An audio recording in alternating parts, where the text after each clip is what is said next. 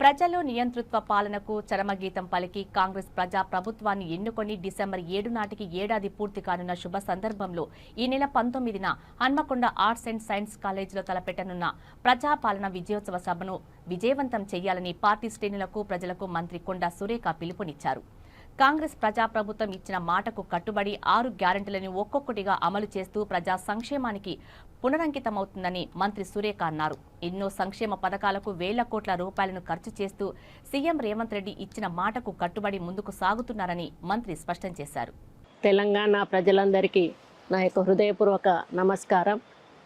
ఈ నెల 19వ తేదీ Warangal arts and science college గ్రౌండ్లో మన ముఖ్యమంత్రి సీఎం రేవంత్ రెడ్డి గారు మరి బహిరంగ సభ నిర్వహిస్తున్న శుభ సందర్భంలో తెలంగాణ ప్రజలందరికీ కూడా శుభాకాంక్షలు తెలియజేస్తూ ఉన్నాను.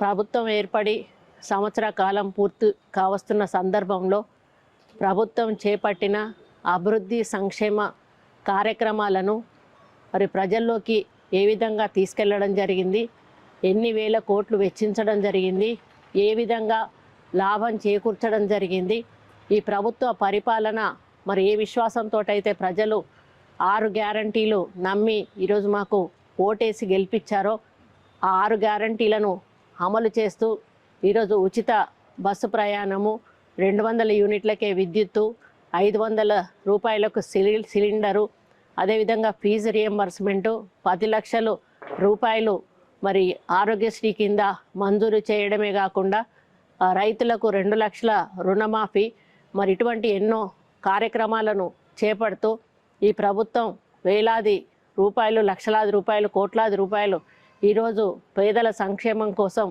మరి వెచ్చించడమే కాకుండా అనునిత్యం అభివృద్ధి కోసం పరితపిస్తూ ముందుకు పోతున్న సందర్భంలో మరి ముఖ్యమంత్రి గారు ఇందిరాగాంధీ గారి పుట్టినరోజును మరి దృష్టిలో పెట్టుకొని ఆ రోజు ఆమె పుట్టినరోజు సందర్భంగా వరంగల్లో మరి మహిళల సాధికారతను మరి ఉద్దేశించి మహిళలు ముందుకెళ్ళాలి, మహిళలు కోటీశ్వర అయినప్పుడే తెలంగాణలో ప్రతి కుటుంబం కూడా కోటీశ్వర్లు అవుతారు అనేటువంటి ఒక ఆలోచనతోటి మహిళలకు ఈరోజు కోట్లాది రూపాయలు రుణం ఇస్తూ, వడ్డీ లేని రుణం ఇస్తూ ముందుకు పోతున్న తరుణంలో మరి వరంగల్లో ఆ కార్యక్రమాన్ని మహిళల సాధికారతను దృష్టిలో పెట్టుకొని ఇందిరాగాంధీ ఒక మహిళగా, ఆమె ఉక్కు మహిళగా పేరుంది.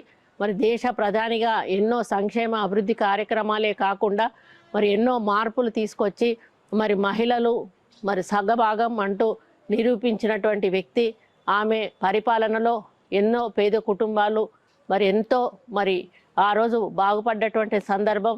ఇప్పటికీ కూడా ఇందిరమ్మను తలుచుకొని గ్రామం ఉండదు, ఇందిరమ్మ ఇల్లు అనని గ్రామం ఉండదు.